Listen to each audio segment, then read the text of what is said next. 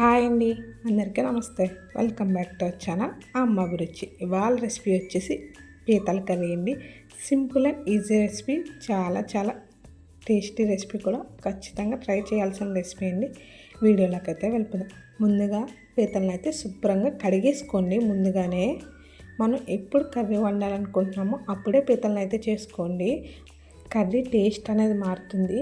మీరు ఎప్పుడు కర్రీ వండాలనుకుంటున్నామో అప్పుడు ఫ్రిడ్జ్లో నుంచి తీసి పీతలను అయితే చేసుకోండి.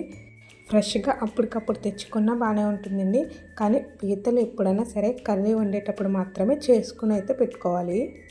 వీటిని అయితే శుభ్రంగా తీసుకోండి. ముందుగానే పీతల్ని చేయకుండానే బాగా ఎక్కువసార్లు కడుక్కోండి. పీతలు శుభ్రం చేశాక ఒక 2-3 సార్లు కడుక్కుంటే సరిపోతుందండి. అలా ఎక్కువ సార్లు అయితే కడుక్కోవద్దు. పీత అనేది అంత రుచిగా ఉండదండి. అలాగే వాటి కాళ్ళని కూడా శుభ్రంగా కడుక్కోండి. కాళ్ళు శుభ్రం చేసేటప్పుడు వాటి కాళ్ళని చివర్లు ఉంటాయి కదండి, వాటిని ఏదైనా రాయితో పగలగొట్టుకోండి. గుంజు అనేది ఈజీగా వస్తుంది. ఇందులో గుడ్లు ఉంటాయండి పీతల్లో. ఆ గుడ్లను కూడా పీత డప్పలో వేసుకుని కర్రీలో అయితే వేసుకోవచ్చండి. దీనికి కావాల్సిన మసాలా అయితే ప్రిపేర్ చేసేద్దాం. ఒక మిక్సీ గిన్నె తీసుకుని అందులో ఉల్లిపాయ ముక్కలు వేసుకోండి. ఇందులో ఆనియన్స్ అయితే ఎక్కువ పట్టవండి. 3 చిన్న ఉల్లిపాయలను అయితే వేసాను.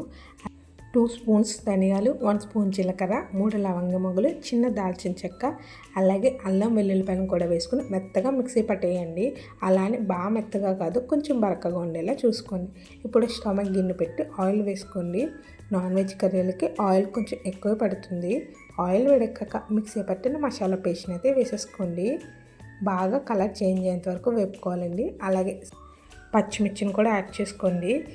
ఉల్లిపాయ పేస్ట్ అనేది పచ్చివాసన పోయి బాగా వేగేంత వరకు వేపుకుంటే సరిపోతుందండి.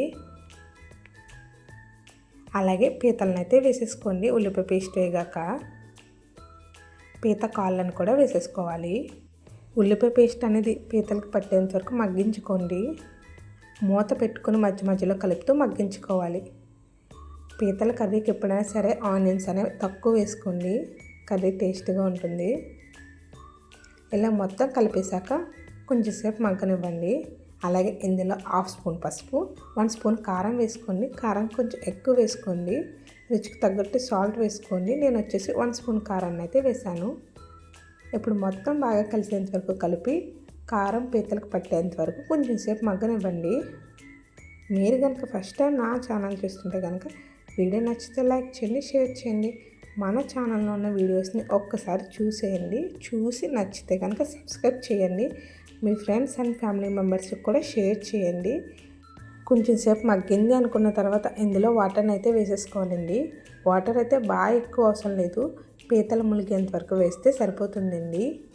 పీతలు అనేవి త్వరగానే ఉడికిపోతాయండి. కాబట్టి చూసుకుని వాటర్ని అయితే వేసుకోండి. వాటర్ వేసేసాక మొత్తం ఒక్కసారి కలిపేసుకోవాలి. సాల్ట్ సరిపోయిందా లేదో చెక్ చేసుకోండి.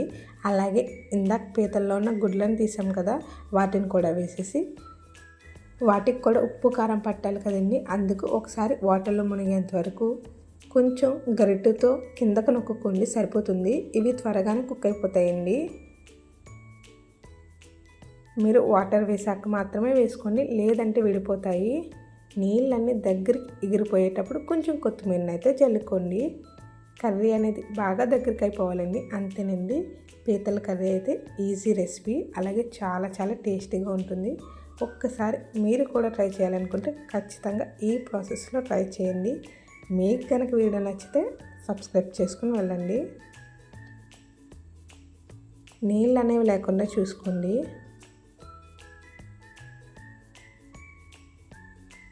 ఇలా దగ్గరికి ఎగిరిపోయాక స్టవ్ని అయితే ఆఫ్ చేసుకోండి. అంతేనండి. వీడియో నచ్చితే ఒక్క లైక్ ఇవ్వండి.